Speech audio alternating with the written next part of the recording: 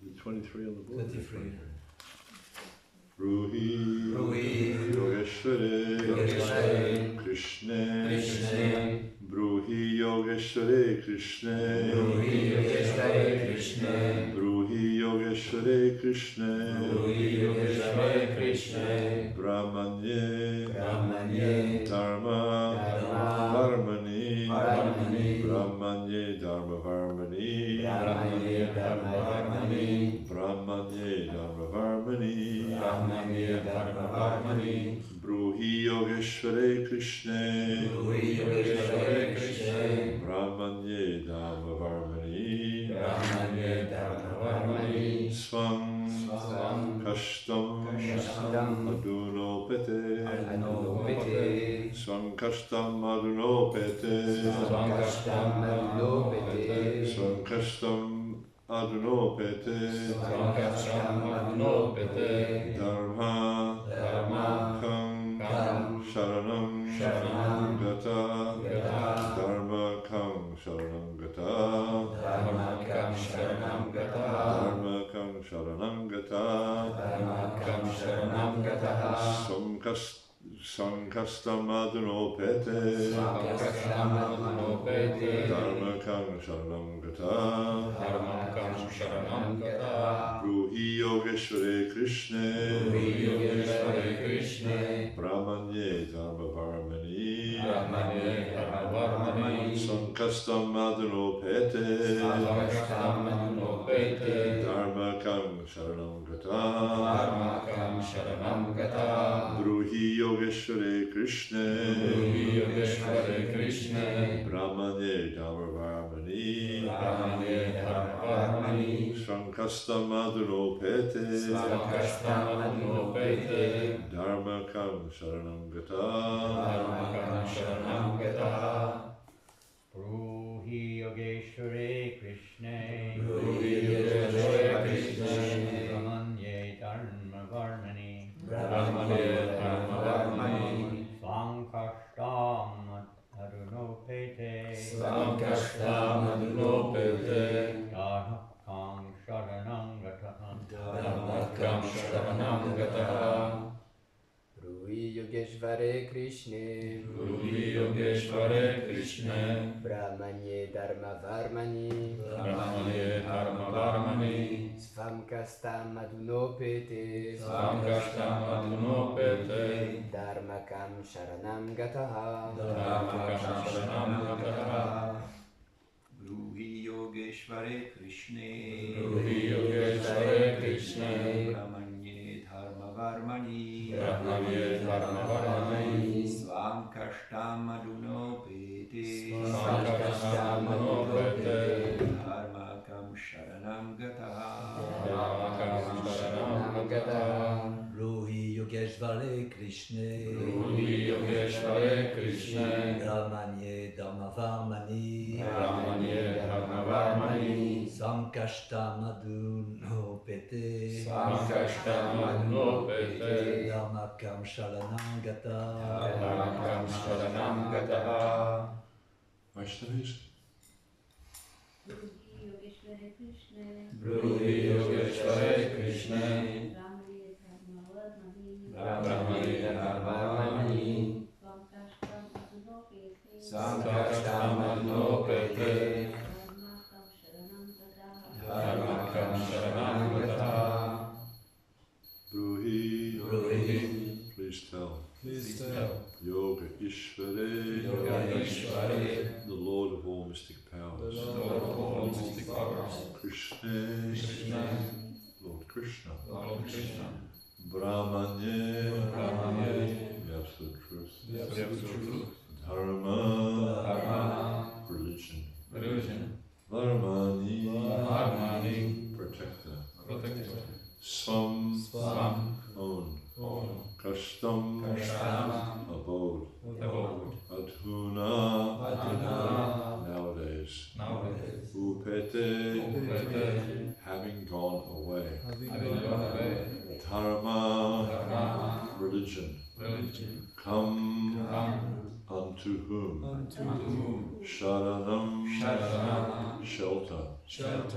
Gata. Gata. Gone. Gone. Translation.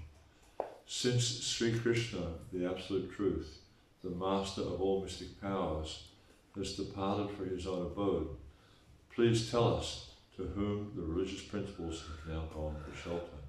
Responsively, please. Since Sri Krishna, the Absolute Truth,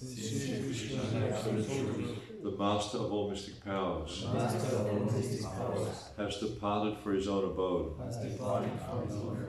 please tell us to whom the religious principles have now gone for shelter. Prabhupada's purport. Essentially, religion is the prescribed codes enunciated by the personality of Godhead himself. There's quite an important verse in the 6th canto, which is stating this as Dhammam tu sakshat bhagavad pranitam, that actually religious principles can only be given by Krishna. No one else can give religious principles. Whenever there is a gross misuse or neglect of the principles of religion, the Supreme Lord appears himself to restore religious principles.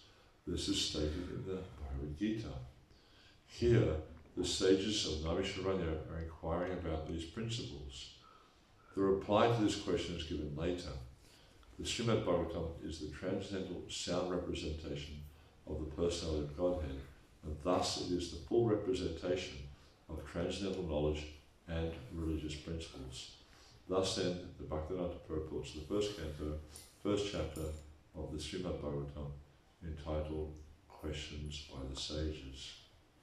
So very, very important chapter this. And this begins our journey through the Bhagavatam, because now the sages have asked 6 questions, and according to our acharyas, particularly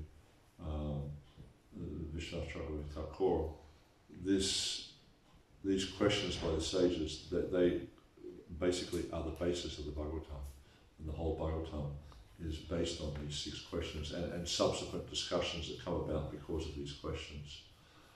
And here we see that the sages of Narasimha, they're actually concerned about religious principles. They're concerned about how things will go on, how religion will be sustained when Krishna is not present, because Krishna is just, at this point, he's just recently left the planet, and this will be described in the Bhagavatam as we go on. And, because they understood that Krishna, he is the source of religious principles, and this point that Prabhupada is making here, but also we see here in the, it's saying, Dharma Harmani, he's actually the shelter or the protector of religious principles, but now he's gone.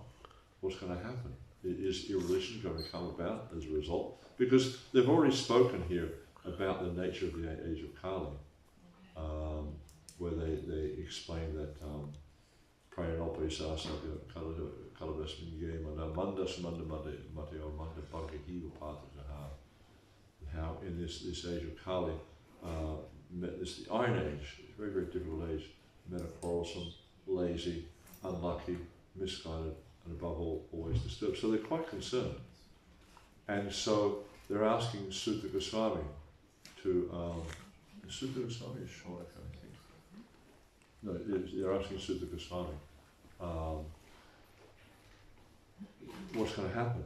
Where have religious principles gone? Now, I've got a lot of notes on this because this is a really important verse actually. Now there's a discussion in Madhya Lila, chapter 24. Is anyone familiar with it? I mean, I know you know about the Chaitanya Charitamrita, but is anyone sort of familiar with the conversations that go on there?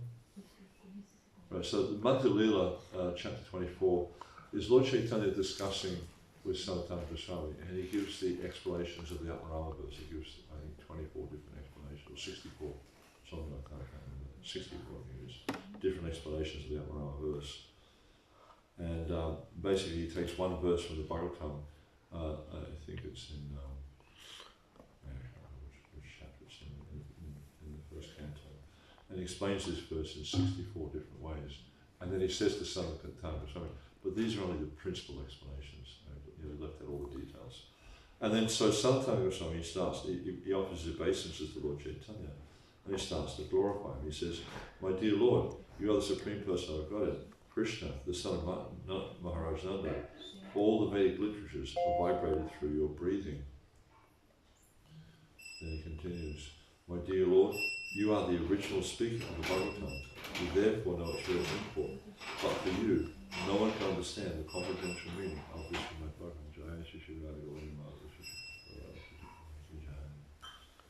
So, but for you, no one can understand the confidential meaning of the Bhagavatam.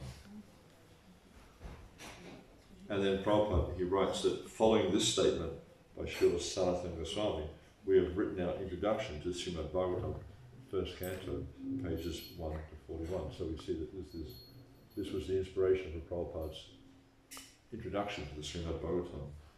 Not that I don't like the garland, but I'm just like, I wound up covered in flower petals by the end of the class. And then he continues, Sri Chaitanya Mahaprabhu replied, "Why are you glorifying me personally? You should understand the transcendental position of Srimad Bhagavatam. Why don't you consider this important point?" So he's saying that I'm not transcendental, but the Bhagavatam is transcendental. And as we see the Prabhupada's purport here, he's saying that it is the transcendental sound representation of the Supreme Person of Godhead. And it is the embodiment of religious principles, of the full representation of religious principles. Then Mahaprabhu goes on, Srimad Bhagavatam is as great as Krishna, the Supreme Lord and the shelter of everything. In each and every verse of Srimad Bhagavatam, and in each and every syllable, there are various meanings, which we see, Lord Chaitanya has just explained to Sanatana Goswami, 64 principal meanings of one verse. So just to give you an idea of how much meaning there is in the Bhagavatam. Just like if we look at the first verse of the Bhagavatam, how many ways Jiva Goswami has explained that. He's given 5 completely different understandings of this verse. And that's just one acharya. Vishwanath Chakravarti Thakur has also given these explanations as to other acharyas. So there's so much meaning in every single verse. Then Mahaprabhu goes on. The form of Srimad Bhagavatam is given in questions and answers. Thus the conclusion is established. By hearing these questions and answers, one is highly astonished. Then he quotes this verse that we're discussing today. Bruhi Yogeshwara Krishna. Now that Sri Krishna, the Absolute Truth, the Master of all mystic powers, has departed for his own abode, please tell us by whom religious principles are presently protected. Because that's the concern, is who's going to protect and nourish the religious principles. And actually, this is the duty of a king. The leader of the land is meant to do that. But I mean, you look at any country in the world, is the leader doing that? Does the leader even know what religious principles are? And how they're beneficial for the living entities? Does he know the duty of the leaders know the duty of the living entities? No. It's completely missing in this age of Kali. And this is one of the reasons why it's called the Iron Age, because we had an election campaign in Australia recently. It's the same thing every year. They all talk about who can nourish the economy the best, and they rubbish the other party, telling, oh, they're this, they're that, whatever. They all the same thing every year. Never do you hear about religious principles. Never do you hear about what is the duty of every living entity. And this is why the Bhagavatam is different from any other scripture, because the Bhagavatam kicks out all this kind of different concepts and simply focuses on the glorification of the Supreme Person of Godhead. And so Prabhupada's purport to this also is also quite important. It's a short purport. This verse from Srimad Bhagavatam 1.123 was a question raised by all the sages who were headed by Shaunaka. This question, put before the great devotee Sutta Goswami, is the foremost of the 6 questions raised. The answer to this important question is given in the next verse, also from Srimad Bhagavatam. Does anyone know what the answer to this verse is? Very well known. Krishna Svadam. Yeah, Krishna Svadam that this Bhagavad Purana is as brilliant as the sun and has arisen just after the departure of Lord Krishna from his own abode, accompanied by religion, knowledge, etc. And a very important point that is made here, persons who have lost their vision due to the dense darkness of ignorance in this age of Kali will get light from this Purana. And it's explaining how, explaining the nature of this age, how this age is so steeped in ignorance. People just cannot help, they cannot understand their situation in this material world. And they can't understand their situation, nor can they understand how to get out of this situation. And this is why the Srimad Bhagavatam is so important, because the Bhagavad Purana will give light to these people who are immersed in this ignorance of the age of Kali. And that's the nature of Kali, is everyone is overcome by ignorance, and only if they take shelter of the process of bhakti, and in particular if they take shelter of the teaching of Srimad Bhagavatam, will they actually understand the deep, dark nature of this age of Kali. And of course, we can understand also from the teachings of our acharyas that we study the Bhagavatam, but in conjunction we must practice the process of devotional service, because we see how scholars are completely bewildered about the meanings of Vedic literature. I remember one time I was flying somewhere, I can't remember where I was flying, but there was this gentleman sitting next to me who was a professor in Bengali, right? And he was teaching at the University of Dhaka in Bangladesh. And we were having this conversation because their main, you wouldn't believe what their main textbook is. Their principal textbook is the Chaitanya Charitamrita, because the Bengali in the Chaitanya Charitamrita is very high-class Bengali. And so they're using this book as their principal textbook, yet the guy was a complete atheist. He's studying the Chaitanya Charitamrita, yet he did not accept that Sri Chaitanya Mahaprabhu is the Supreme Personality of Godhead. He did not accept the process of devotional service. And you'll see this is the case, there's university courses you can attend where they're presenting the teachings of Rupa Goswami, etc., Jiva Goswami. And I remember Radhika Raman, he did his PhD on just a few verses from the Jiva Goswami's Sandarbhas. And so his professors, they're reading his thesis and all this sort of stuff, but they don't understand. They read it based on the academic merit, but they don't understand the teachings of the acharyas. And essentially because they're not chanting Hare Krishna, because they're not following regular process, their heart's not becoming purified. And if the heart doesn't become purified, then you can't actually see the truth. Yeah? It's right in front of Pashanapi na Pashyati. Yeah? Right in front of them. The truth is, they're reading the absolute truth, but they can't understand it. It's just some, literary classic. That they can say, oh, this is a really well composed book, but they don't accept the knowledge that's right in front of them. So this is why Bhagavatam is so important. But as I mentioned, we have to follow the process of bhakti in order for the text to be revealed to us. Because it's not, sometimes Prabhupada would give the example or the concept of how you cannot force your way into the spiritual world. You cannot buy a ticket. You cannot, tomorrow I'm catching a train to Paris. So you just go buy the ticket, you get on the train, you go to Paris. But you can't do that. You can't just go buy a ticket to Goloka Vrindavan. You can't force your way into such a place. And neither can you simply by reading understand the Srimad Bhagavatam. You actually have to receive great mercy. And there's a beautiful verse at the start of the second or third chapter. There's two verses there glorifying Sukadeva Goswami. And it talks about how Sukadeva Goswami is able to enter into the heart of the living entity, and in this way enlighten the living entity.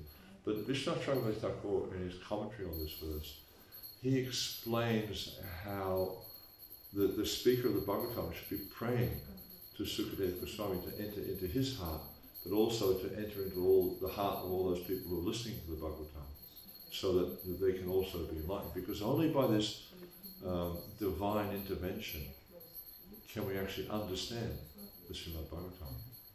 It's not like Harry Potter or something like that, or the Lord of the Rings, or whatever. You just read the book and it's just telling you a story. It's nothing like that. This book, as Prabhupada is saying here, is the transcendental sound representation of Sri Krishna. And just as we cannot understand Krishna, I quoted this verse yesterday, this Matina Krishna Paratosato Va, but we can't understand Krishna if we're immersed in sense gratification.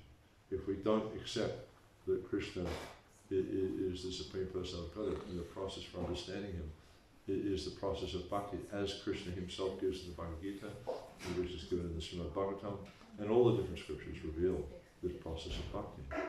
So without receiving the mercy of Krishna, without receiving the mercy of the previous acharyas and great Vaishnavas, we can't understand this process. It's very, very... and there's a nice verse in the Mahabharata actually, which also emphasizes this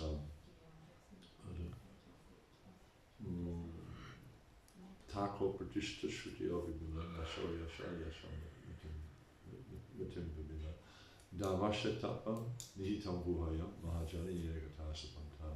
That this is Tako Pratishta. Tako means logic. You can't establish a truth by logic. Not, you can apply your logic to these teachings, it'll get you nowhere. And the Shrutas, the Vedas, and many branches. I think there's Jiva Goswami in the beginning of the Tattva Sandhava, he reveals that there's how many did he say? I think it's something like 140,000 books or something. It's an incredible amount of books that are actually available or are actually in the Vedas. But in the age of Kali, only a very small percentage of those books are still available. So you can't establish it, the truth through study of the Vedas. And then he talks about the Mahabharata talks about the rishis, how one person is known as a rishi when their opinion differs from that of another rishi. So how can you understand the truth by consulting various rishis? Unless they're, of course, someone like Narad Rishi. But so it's very Nasho Yasha Dharmasya Tattva. Dharmasya Tattva, the truth of Dharma. Nihitam Guhayam, it's a deep secret. Mahajani, it's in the heart. Guha means like a cave, or it can also mean a secret. So it's like this very Dharmasya Tattva Nihitam Guhayam Mahajani Yenagata Sapanta. It's a secret, but it's hidden within the heart of the great devotees. And this is why it's really a really important part of our process, is to take shelter of great Vaishnavas, and living Vaishnavas, but also the previous acharyas. Srila Prabhupada, his spiritual master, and all the previous acharyas, with Sanatana Goswami, Rupa Goswami, Jiva Goswami, Sridhar Swami, all these great personalities who have commented on the Bhagavatam. By taking shelter of them, we can actually come to understand the message of the Bhagavatam. Because on our own, we can't try to find out the secret of this wonderful book. So, as I mentioned, this is the last of the 6 questions, and these questions are really important. If you kind of capture the essence of these questions, you can understand the heart of these sages, but also you can understand the purpose of the Bhagavatam. So the first question is, what is the absolute and ultimate good for all the people in general? This is answered in the beginning of the next chapter. Then explain the essence of all scriptures for the good of all living beings. And again, this is answered, the whole of the next chapter basically focuses on this. Then question 3, why did the Lord appear in the womb of Devaki as the son of Vasudeva? So this will be answered in the next 2 chapters. Then describe the Lord, about the Lord who performs his various who performs adventures in his various incarnations. So this is Purushavatars.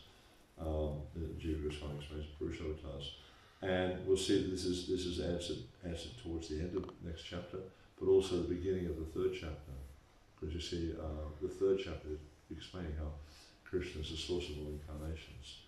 Then the 5th question is to narrate the transcendental pastimes of the Lord's multi-incarnations. So this is talking about the Leela avatars, according to Jiva Goswami. And the whole of the 3rd chapter basically focuses on this, discussing about these incarnations. And then the question now is, as we mentioned, is answered in 1.3.43. And there's quite a few interesting verses explaining how hearing the Bhagavatam with rapt attention, one will see Krishna in the pages of the Bhagavatam. And Prabhupada uses a very interesting phrase, especially this idea of rapt attention. You know, because it's often the case, I guess, you know, I know in my own case, and you see other times, is, you know, we've been listening to the Bhagavatam for 30 or 40 years, and we tend to think it's the same thing, you know, and we get a little bit bored. But actually we see how the sages of Navaisharanya, when Sutta Goswami was describing the Bhagavatam to them, Sutta Mahava, they're praising Sutta Goswami, and they're just so rapt in attention, hearing these words of the Bhagavatam that are coming from the lips of Sutta Goswami, and for them it's like drops of nectar, just like dripping out of his mouth, and they're just so inspired by this, and so that they're really the embodiment of someone who's listening to the Bhagavatam with rapt attention, and therefore they get the benefit of it. They actually realize Krishna in the pages of the Bhagavatam. It's the same with Sutta Goswami when he heard Shukadev speak the Bhagavatam, or Parikshit when he heard Shukadev Goswami speak the Bhagavatam, because of his deep, his profound realizations of the Bhagavatam. That when Parikshit Maharaj heard the Bhagavatam, by the end of his hearing the Bhagavatam, he was fully God realized. And the same thing will happen to us. Prabhupada describes this in numerous places. If we hear the nine cantos of the Bhagavatam with rapt attention, by the time we get to the 10th canto, we'll be fully God realized. Now, I'm sure many of us have read the Bhagavatam from start to finish quite a few times, but are we fully God realized? So this helps us to understand that we're not maybe listening so well. So it's very important. So this is a verse from 1:344. I'm not going to read the Sanskrit, but I'll read the verse. O learned Brahmanas, when Shukadev Goswami recited Bhagavatam there in the presence of Emperor Parikshit, I heard him with rapt attention, and thus, this is Sutta Goswami, and thus by his mercy I learned the Bhagavatam from that great and powerful sage. Now I shall try to make you hear the very same thing as I learnt it from him, and I have realized it. So because of his rapt attention, Prabhupada's purport also, I'm not going to read the whole purport, but it's also a very, very important purport. And it's describing how, because Sutta Goswami had rapt attention, he was completely absorbed in hearing the Bhagavatam, he wasn't distracted. And that's one of the challenges of this age of Kali, is we get distracted so easily. And as the age goes on, we'll find that the distraction just increases more and more, and the attention span. You know, it's like, what do they call it? Attention deficit disorder? I think that's something like that. How people, they can't even focus for a few minutes before they, you know, and it's, this disorder is becoming more and more prevalent. It's quite prevalent with young people. And it's like, you know, you want to put a video up on YouTube or something like that, if you make the video 15 minutes long, you can almost guarantee no one will get to the end of the video. But if you make the video 2 or 3 minutes long, then people will watch it, because it doesn't take much. So this is the nature of this age of Kali. So what to speak of 18,000 verses of the Bhagavatam? You know, who's going to get to the end of that? But, so this is Prabhupada's purport, or just an extract from Prabhupada's purport. Shukadev Goswami presented Bhagavatam as he heard it from his great father, and so also Sutta Goswami is presenting the Bhagavatam as he had heard it from Shukadev Goswami. Simple hearing is not all. One must realize the text with proper attention. The word Nivishta means that Sutta Goswami drank the juice of Bhagavatam through his ears. What a wonderful analogy. He drank the juice through his ears. That is the real process of receiving Bhagavatam. One should hear with rapt attention from the real person, and then he can at once realize the presence of Lord Krishna in every page. The secret of knowing Bhagavatam is mentioned here. No one can give rapt attention who is not pure in mind. So this is we have to become pure in mind.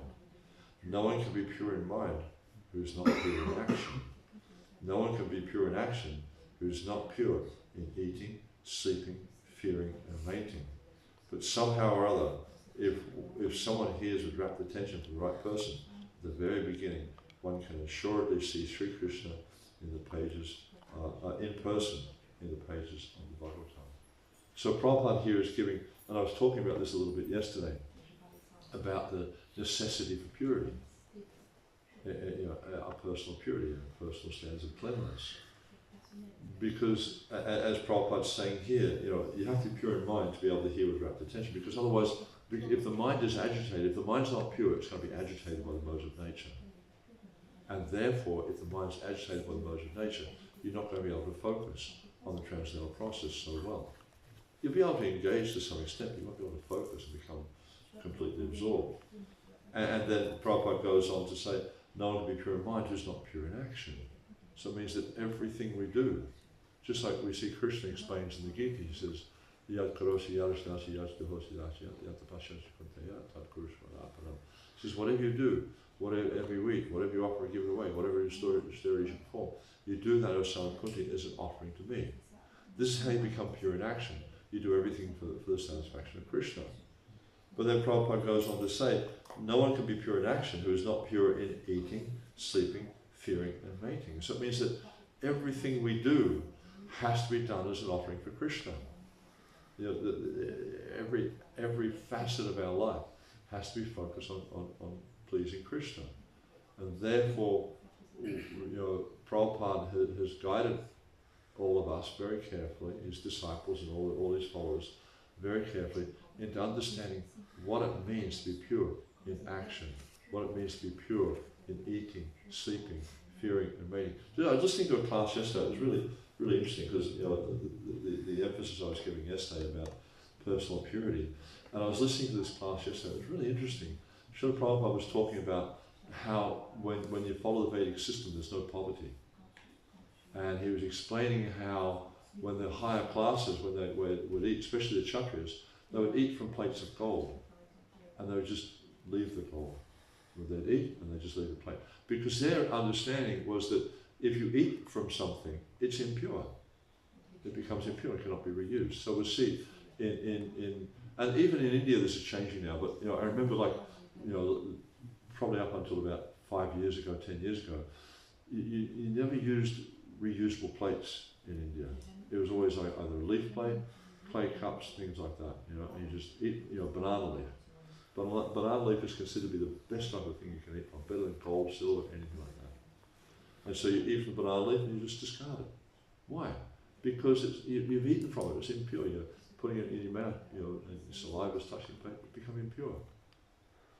And even we see, like the place where you eat, if you go, it's changing now in Bengal, but I remember because Bengal used to be have very good standards of cleanliness. It's not so much the case now. But I remember when we first used to go to Mayapur, how when you go into the, I guess you've all taken, anyone who's been to Mayapur has taken prasad in the gutter kitchen, right? And how they have those raised platforms and the rows. So it used to be the system was when you'd all sit down at once, right? You'd take prasad and you'd wait till everyone finished and you'd all stand up at once, right? And then you'd all walk out along the mat. But what's happening nowadays is people are stepping over the area where they've eaten. That's considered low class to do that. Previously it was anyhow, because that area is contaminated. You shouldn't step on it, you shouldn't step over it, you should avoid it. So you see that people would walk where everyone's been sitting. And then they come along, they roll up the mats, then wash the whole area, and then set up the next thing. So this is just part of an understanding of cleanliness. And it's like, I was listening to a lecture a few days ago, actually 2 weeks back now. Hari Sori was talking about his experience with Prabhupada. And Prabhupada's teaching him how to be clean. And so one time he'd got Prabhupada's remnants and he was eating Prabhupada's remnants and he was eating and then he was touching his cloth. And Prabhupada saw him do that. He said he was a malecha. Because you shouldn't touch your clothes when you're eating. You should just eat and wash your hands straight away. Another time Hari Sori was, Prabhupada had taken his prasad and someone had before Prabhupada had eaten, brought Prabhupada a gift of fruit which Prabhupada wanted to offer to the deities. This is in Vrindavan. And so then Hari Sori, he comes in and he picks up Prabhupada's plate and he's thinking, well, Prabhupada's plate's pure, so I'll take the bag of fruit at the same time. Prabhupada looked at him and said, malecha. You know, because it's unclean. You know, from Prabhupada's perspective, his plate's not clean. It's the same as from Krishna's perspective. Even okay, when we're doing service on the altar, from our perspective, Krishna's plate is transcendental, but not from Krishna's perspective. We have to see it from his perspective. Like, therefore, we wouldn't pick up Krishna's plate after he's been eating it and then pick up something else. You know, we just carry the plate respectfully. We wash our hands before, you know. It's the same as like when you're offering arati or doing anything like that. You offer the incense, you purify your hand because you've been holding prasad. And the next item's not prasad. And so these are some of the details that are there in Vedic culture. And the point that Prabhupada's making here in this important purport is that if we want to understand this practice of devotional service, this process of devotional service, we need to become purified. And that means thought, word and deed. Not just, oh, you know, I chant Hare Krishna and I wash my clothes and I put on clean clothes and I bathe every day. Prabhupada explains it like that sometimes in a very simple way. But purity is actually a much deeper thing than and sometimes we see how Prabhupada does go into some explanation. Like I think I was talking yesterday about the nasty toilet in Mayapur. He goes into quite a bit of explanation about what it means to be pure and the effects of not being pure, how we become overwhelmed by ignorance, and as a result of becoming overwhelmed by ignorance, in our next birth we'll take birth as a pig, or something like that. So you find in Vedic culture there's a lot of detail given about how to purify the heart, because the whole process of bhakti is focusing on purifying the heart. But the heart will not become purified if externally we're not purified. There's one time Prabhupada was in, the last time Prabhupada went to Kumbh Mela, I think it was 1976, and Jamuna was there, and Prabhupada was talking to Jamuna. He said, you see this sadhu over there, look at his water pot. See how clean his water pot is? This means his heart is pure. Because you see how external and internal cleanliness, they have like a symbiotic relationship. Meaning that, you know, by cultivating external purity, you cultivate internal purity. When you become internally pure, it manifests externally. So these things are, you know, very, very important element in devotional service. And the whole process of devotional service is focusing on helping us to purify our hearts. And we can understand that our hearts become purified by the external manifestations. You know, is our mind becoming peaceful? How do we understand someone's mind's peaceful? Because they're able to sit and peacefully listen to the Bhagavatam. They're able to, you know, sit down and do the same service day after day for decades and not be disturbed. Whereas we find when we're younger in devotional service, our tendency is to want to change things all the time, not be satisfied with being in this position or being in that position. We tend to want to keep moving to one, to the next, the next, the next. It means that the mind's agitated. It means we're influenced by passion. The symptom of passion is activity, constant activity. But if one becomes peaceful, then one's able to, you know, sit down and simply do a service continually for many, many years and be happy with that. Be satisfied with that. The symptom of passion is, doesn't matter what you get, you're never satisfied. Never satisfied. But someone who's in the mode of goodness, they understand how things as they are. They understand, they see the truth, and therefore they're peaceful because they understand how things are functioning in this world. Right, I'll finish there. Any questions at all? Any comments? Any corrections, Maharaj? Hare Krishna, Prabhu. Thank you very much for your nice explanations. Actually, as far as purity is concerned, a senior devotee, actually GBC, explained to me one day, he was reflecting, you see, I've read Hari Bhakti Vilas, and in Hari Bhakti Vilas it is explained that you have to do this and that kind of things before starting your daily activities. And there are so many details about purification and so on and so forth. But if we start to go into all the details, well, he said to me, well, if I do all this, what is written in the Hari Bhakti Vilas, I will not have time to run around in a day. So how to make the balance? Yeah, I mean, Hari Bhakti Vilas is it's an important Vaishnava scripture, but a lot of it's not practical for us, especially in this modern environment. Practically everything we come into touch with in Kali Yuga is contaminated in one way or another. And Krishna mentions that in the Gita, that in this age everything is contaminated by some kind of fault. And we also see that Srila Prabhupada and our predecessor Acharyas did not give any emphasis to Hari Bhakti Vilas at all. Prabhupada quoted extensively from the 11th Vilas, and you'll see that's there in the Madhya Lila, in chapter 24, towards the end of the chapter. He quotes the 60, Chris Sanatana Goswami in the 11th Vilas gives the 64 items of deity worship. So Prabhupada gives that. And the 8th Vilas he quotes from that in different places, but it doesn't go into the whole book.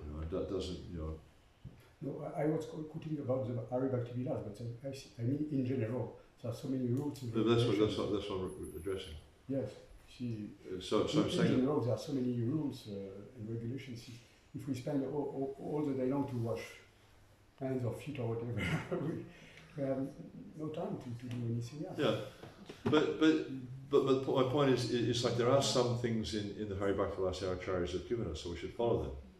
But also we see, just like you look at Srila Prabhupada's personal example, he was spotlessly clean. And it didn't seem to take any more time because it was just part of his, it's like, if you're a messy person, then it's going to take you a long time to clean up after you make a mess. But if you're intrinsically clean, if everything you do is like, like Prabhupada told the devotees, cooking means cleaning. So, I don't cook much these days, but I used to cook, a bit. And when I'd finished, there was no pots to wash. And it didn't seem to take any longer than it took anyone else to cook, but you just clean as you go. And so it means like whatever you do, and especially in the mood of this verse, from the 9th chapter of the Gita, is Yad Karoshi Yadashnasi, you do everything as an offering to Krishna. So it means, and we know that Krishna is attracted by purity. So everything we do it in this mood of just being very clean. We don't have to get into all the excessive ritual that's mentioned in the Hari Bhakti Vilas, but we do need to be clean. This is Prabhupada told the devotees that if you're not clean, Krishna will remain 1,000 miles away.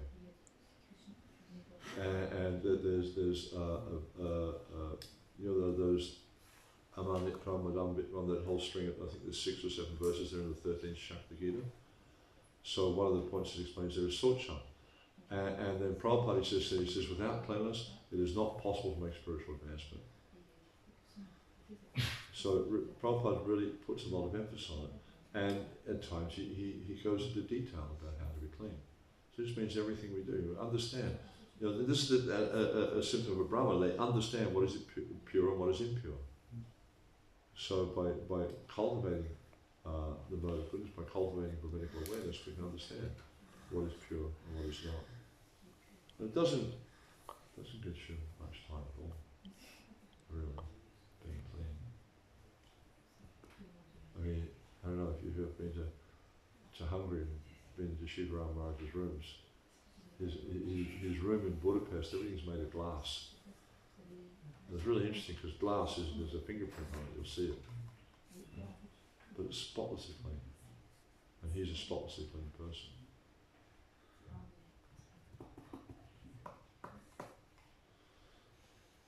Anything else? This one. Buddha Purana, there's a verse, Namo Pavitra Pavitro Vasami Vasami Dubhira. Can't we just remember Krishna and automatically everything's solved? But if you're not clean, if you're not purified, how will you remember Krishna? If you're clean, even if you're not clean inside that, but if you somehow remember Krishna.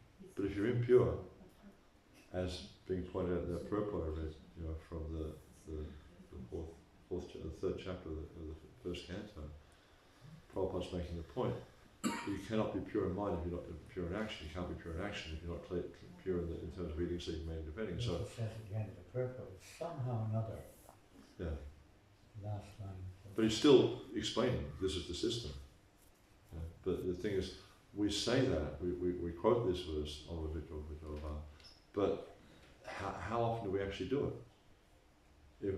And the thing is, like, if we're able to, it's just like I was having this discussion with Christoph yesterday about, there's a nice verse on purport in the 15th chapter of the Madhya Lila, and Prabhupada's quoting Jiva Goswami there, and Jiva Goswami is explaining that the contaminated nature of the people in this age of Kali.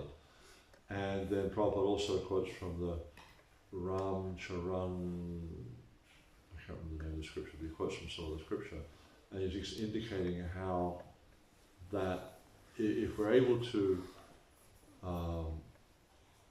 understand the nature of the holy name and how the holy name is not different from Krishna, then we don't need to get initiated or any of these things. Chanting Hare Krishna will take us back to Godhead.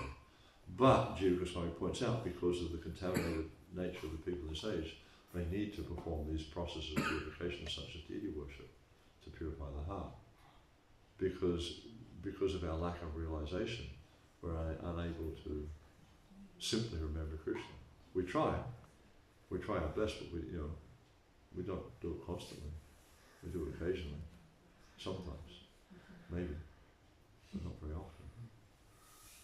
What's the, I mean, is it Natakashunam Shakshakpa, which you get that verse, just before the Atmarama verse, where Srila Prabhupada, I mean, in that verse, it describes that, by the linking process of devotion, service, one can counteract all the unwanted things, but people don't understand that, therefore Vyasadevas compiled the Srimad Bhagavatam. Right. And it seems to indicate that a lot depends wholly and solely on the mercy of the Lord. Where does the mercy of the Lord come in? Even if you are conditioned, attached, find it difficult to follow the standards of Brahminical cleanliness, etc., etc. I mean, it's a very Brahminical topic. The topic of cleanliness is, certainly Brahminical quality for sure. But where does the mercy of the Lord come in if you are in Malachi? Where do you stand? Well, I mean, Srila Prabhupada would often say that he established this ISKCON society to establish a class of Brahmins because this is lacking in this age. So this is one of Prabhupada's primary purposes, is to establish a class of Brahmins, because then the Brahmins lead society. And this is what society is missing. It's missing leadership. There's no leadership in this modern age. And as far as the mercy, of course, it's not really, you can't really qualify yourself to receive the mercy, but you can put yourself in a situation where you're better situated to receive the mercy. And this is like that concept of Agyata Sukriti. It doesn't guarantee you're going to receive the mercy, but by practicing the process of bhakti, I mean, it's fully, as you pointed out, it's fully dependent upon the mercy. No one can go back to Godhead unless they receive the mercy of Krishna. And through practicing the process of devotional service, we put ourselves in the situation where we're more likely to receive that mercy. Do we have to become like Brahminical? I mean, in terms of practice? It's definitely helpful. More helpful than not becoming Brahminical. What about a person who is really conditioned? But I mean, laziness, or is it just? All I have to do is just look at where I was when I first. I mean, you've known me for a long time. All I have to do is look at where I was when I first started chanting Hare Krishna, and where I am now, and it's kind of a big difference. It's a huge difference. So, and I feel now I'm in a much better situation than I was when I first joined ISKCON. And while I don't think that I'm a Brahmin, I'm definitely trying to follow the Brahminical path, because I can see in the Brahminical path that one of because a Brahmana, the symptomatic guna of a Brahmana is sattva, goodness. And from goodness comes illumination. You can actually understand. Whereas in passion and ignorance, one can't understand anything. And this is a whole problem. This society in Kali Yuga is they're overwhelmed with passion and ignorance, and therefore they can't understand who they are, what they're meant to do. You know, they read the Bhagavatam, and it's just like they can't even read the Bhagavatam because it's too too much of the of goodness, too transcendental for them. They can't take the time to study the scriptures. And we actually find that this is a big problem. I'm sure you've experienced this in your travels. It's a big problem. Is devotees don't read Prabhupada's books enough. They did a survey, that the strategic planning team, they did a survey of all the leaders in ISKCON, and they had to take Prahlad Maharaj out of the calculation because he reads an extraordinary amount. He's read the Bhagavad Gita, I think something more than 1,000 times, and I think he reads it 3 times a year. There's a funny story about Prahlad. Now, we just had a Brahmachari convention in London, and he and Yadinanda Maharaj, myself, and Nandamori Maharaj were at that time. And Nanda Maharaj were there. We were giving a small introduction, and I introduced myself because I was the only one of the 4 who was married before, taking sannyasa. And Prahlad Maharaj said, no, I was also married. He was married as a devotee for 1 week. And he said he tried to read the Bhagavad Gita every day to his wife, and she was falling asleep. He said, I'm not interested in it. His wife wouldn't listen to him when he was reading Gita for hours and hours on end. So finished. He reads Bhagavad Gita 3 times, cover to cover 3 times a year. And so anyhow, so that they he knows every word of the verse. Yeah. He can actually quote whole chapters of the Krishna book as well. Yeah. Reads whole passages from Krishna book. He's been pretty he's been pretty, what do you say, wasn't very licentious as a youth. Yeah.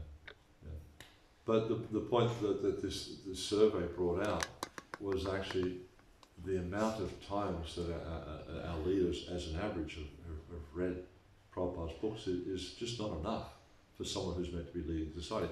Of course, you'll find there's quite a range of some who don't read at all and some who've read quite a lot. But when you average it out, it's not a really good figure. So the point is that if we're not cultivating goodness, we'll never understand this philosophy. If we're not cultivating goodness, we'll never develop the interest to learn this philosophy. And then how are we going to lead people if we don't know the philosophy of Krishna consciousness? So there are definitely some people who will be able to practice devotional service without cultivating goodness to a greater extent, but still it will be difficult for them to make progress. And of course there's always the mercy of the acharyas, the mercy of Krishna, the mercy of Chaitanya Mahaprabhu. But for the average devotee, then definitely they need to cultivate devotional goodness. Definitely they need to study this philosophy. Hopefully that satisfies your query there. Prabhupada prayed on the Boston Harbour to the Lord to please give him, be merciful, give him the understanding by which they can understand his message. He's praying for the world. By the mercy of the Acharya. We have to purify our hearts though. If we don't purify our hearts, we don't understand. Okay, anything else? Thank you very much. Prabhupada ki jai, Sarveta Bhakta Vrinda ki jai, Nitai Ho Premanandi. Blessings to the Kavaca Prabhu ki jai.